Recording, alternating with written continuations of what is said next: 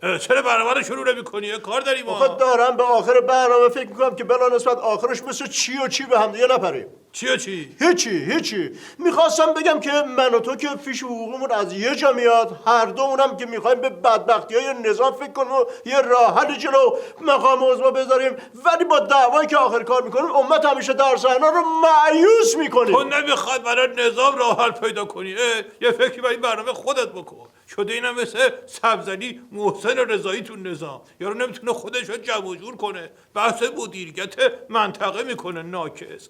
حکایت ها و ماشنگه است که اخبار نگاه میکرد، میگو اگه میدادن دست من بحران اقتصاد جهانی رو درستش میکردم. بهش گفتن ناکس، تو ریموت تلویزیون دستت، ارزه کنترلش نداری، سر کانال دعوا میشه، اقتصاد جهانی پیشگه. آیه دکتر چرا همیشه من سوال کنم شما جواب بدین؟ بنای مجری قوی داره مثل من، مهمون گرامی داره مثل شما. خب این برنامه‌های درست حسابی شما یه بحثی رو واز کنین، منم وسطاش میام یه سوالی میندازم. قربون آدم چیز فهم، بعد عمری یه حرف درست حسابی زدیم بس. نظر لطفتون. البته اینم از خودت نبود، این نشتی‌های استراتژیکی خود من بود که همینجوری پاشیده رو سر و صورت تو.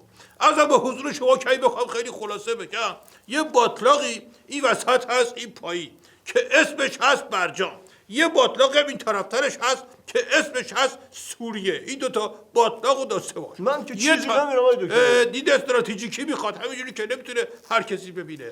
این وسط مقام عظماست که یه تناب کلفت تحریم به گردنشه. اگه دید استراتژیکی داشته باشی اینو ببینی. مرحوم ابوی همیشه میفرمودن بزن بهادر، عرض میکردم بله، میفهمودن که بچه به باباش گفتش که نقاشی رو نگاه کن چه قشنگ کشیدم، گاوه تو علفزار داره علف میخوره. بابای نگاه کردی کاغذ سفیده، گفت کو علفا؟ بچه گفت هیچی دیگه، گاوه همه رو خورد. بابای گفت خب پس گاوه کو؟ بچه گفت خب علفا رو خورد، واسه چی وایسه؟ گذاشت رفت دیگه. روشن شد یا همچی بذارم که بذاری بری تو علفزار برای خوده. صحبت علف و گاو شد، این عباسلی کت خدایی سخنگوی قضایی چرا اینقدر حول و مهندسی انتخابات مقام عظما رو جلو لا میده؟ تجربه مسابقه خر با گور خر رو داره که اینجوری شده. مرحوم ابوی همیشه میفرمودن بزن بهادر، عرض میکردم بله، میفرمودن که خره به گور خره اصرار میکرد که بیا با هم یه مسابقه دو بدیم. هی گور خره میگه برو جان من که با تو مسابقه نمیدم، خلاصه تفره میرم.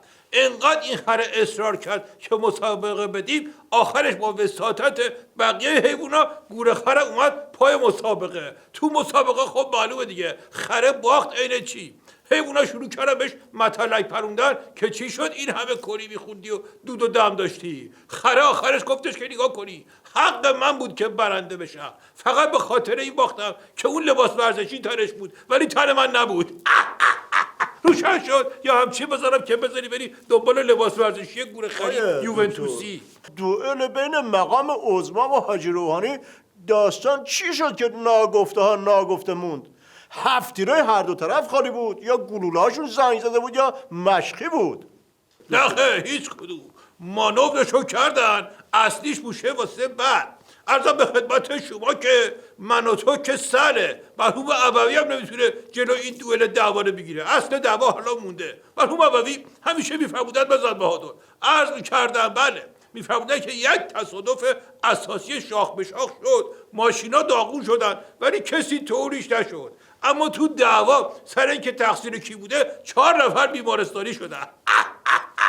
روشن شد یا همچی بزنم که پاشی بری بیمارستان برا خودت. آیا دکتر قبل از برجام شکست خورده اگه 10 تا میخوردیم یکی هم میزدیم و یه هارت و پورت اتمی میکردیم، اما حالا هم تحریما بیشتر شده هم هسته‌ای رو بای دادیم رفته. آره دیگه جای افهم اصلا برامون نمونده. مرحوم ابوی همیشه میفرمودن بزن بهادر، عرض میکردم بله، میفرمودن که مشنگر رو برداشتن بردن دکتر، گفتن آی دکتر این اخلاقش خیلی سگیه، هر کی رو میبینه ها عین سگ میپره پاچش رو میگیره، حین سگ هار شده. دکتر یه نسخه نوشت، گفت این داروها که خورد 2 هفته دیگه ورشتنی بیاری پیش من تا ببینمش. بعد 2 هفته مشنگر رو بردم پیش دکتر، گفتن آی دکتر دست درد نکنه خیلی خوب شده، الان دیگه هر کی رو میبینه براش دم تکون میده.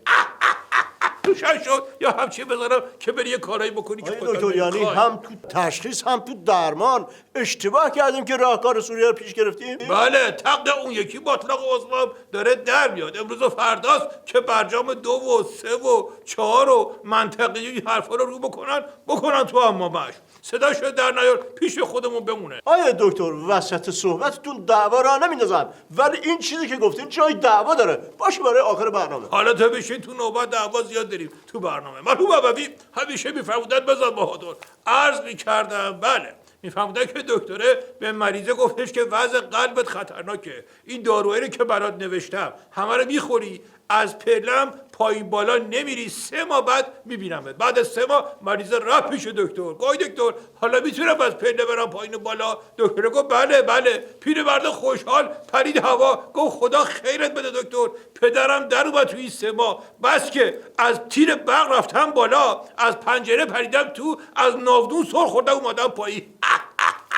روشن شد یا برفستم سراغ ناودون؟ وضعیت مقام عظما روبرا نیست.